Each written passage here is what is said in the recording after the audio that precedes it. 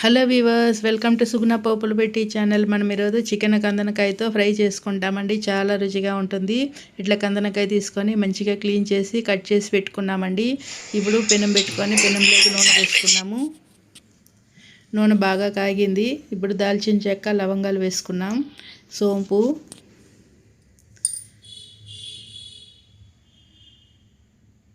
ఇవన్నీ బాగా చిట్టుపట్లాడాలి. మంచిగా చిట్టుపట్లాడుతున్నాయి కదండి. ఇప్పుడు మనం అల్లం వెల్లుల్లి పేస్ట్ 1 స్పూన్ అంతా వేసుకుంటాము.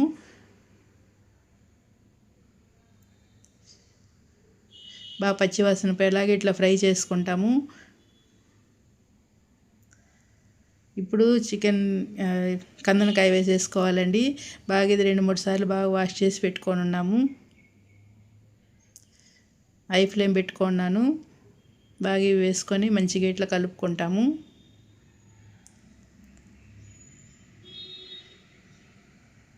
ఇప్పుడు పసుపు కొద్దిగా వేసుకున్నానండి, 1/2 స్పూన్ అంతా.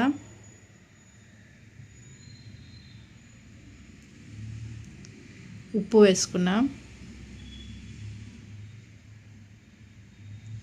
బాగా ఇట్లా కలుపుకుంటామండి ఒకసారి అంతా మిక్స్ అయ్యేలాగా. ఇది కొద్దిసేపు మూత పెట్టి ఉడికించుకుంటాము. ఒక 3 నిమిషాలు ఉడికించుకున్నామండి. బాగా ఇట్లా ఉడికింది. ఇప్పుడు నూనె వదిలింది చూడండి. ఇప్పుడు నీళ్లు పోసుకుంటాము. ఒక 1/2 గ్లాస్ అంతా నీళ్లు పోసుకున్నా. ఇది ఉడికేదానికి కొద్దిగా టైం పడుతుందండి. దానికని ఇప్పుడు 1/2 గ్లాస్, 1/4 గ్లాస్ అంత నీళ్లు పోసుకొని మళ్ళీ మూత పెట్టి మీడియం ఫ్లేమ్లో బాగా ఉడికించుకోవాలండి. చూడండి బాగా ఉడుకుతుంది. ఒక 3 నిమిషాలు ఉడికిందండి. ఇప్పుడు మూత తీసి చూస్తే ఇంకా నీళ్ళు ఉన్నాయి. ఇట్లా ఉడుకుతా ఉంది. ఒక్కసారి కలుపుకొని మళ్ళీ మూత పెట్టి ఉడికించుకుంటాము.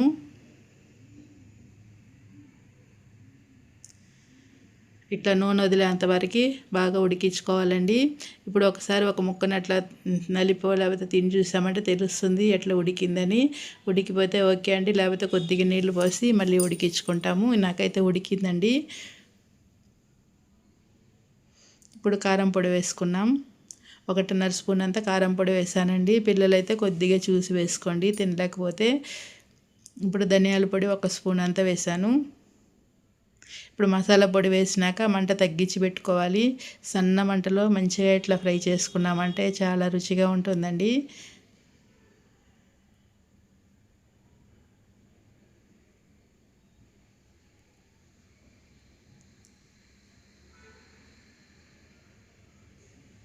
మంచిగా ఇట్లా ఉడుకుతుంది కదా, సన్న మంట పెట్టి ఉడికించుకోవాలి.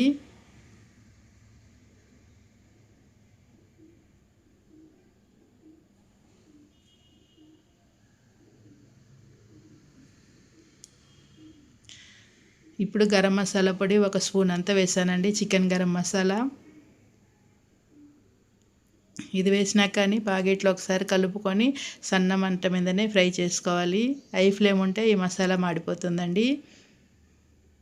ఈ మసాలా ఎంత వేగితే అంత టేస్ట్ వస్తుంది. మాడకూడదు. కానీ ఇట్లా మంచి మంట సన్నగా పెట్టుకొని వెంచుకుంటూ ఉండాలి. మనకు ఒక రంగు కొద్దిగా చేంజ్ అవుతుందండి. అప్పుడు మనం స్టవ్ కట్టేసుకోవచ్చు.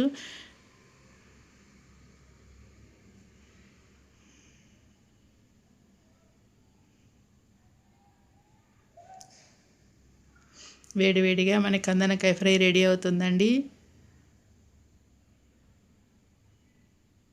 మీరు ఇట్లనే చేసుకొని తిని చూడండి. చాలా రుచిగా ఉంటుందండి. మటన్ కన్నా రుచిగా ఉంటుందండి. ఇట్లా చికెన్ కందనకాయతో ఇట్లా ఫ్రై చేసుకున్నారంటే చాలా చాలా బాగుంటుంది. అందరూ ఇష్టపడి తింటారండి. ఇది రసం అన్నానికి, సాంబార్ అన్నానికి సైడ్ డిష్గా బాగుంటుంది. ఈ కందనకాయ ఈ మసాలాతో పాటు వేసుకొని అన్నం వేడి అన్నంలోకి వేసి కలుపుకొని తిన్నామంటే ఇంకా స్వర్గమేనండి. అంత బాగుంటుంది.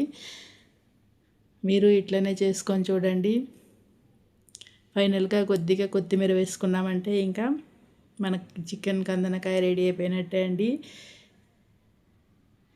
మీరు ఇట్లనే చేసుకొని చూడండి. మన ఛానల్ ప్లీజ్ సబ్స్క్రైబ్ చేసుకోండి, లైక్ చేయండి. మీ ఫ్రెండ్స్కి, ఫ్యామిలీ మెంబర్స్కి ఈ వీడియో నచ్చినట్లయితే షేర్ చేయండి. చాలా బాగుంటుందండి. ఇది మీరు చేసుకున్నారంటే మీకు చాలా నచ్చుతుంది.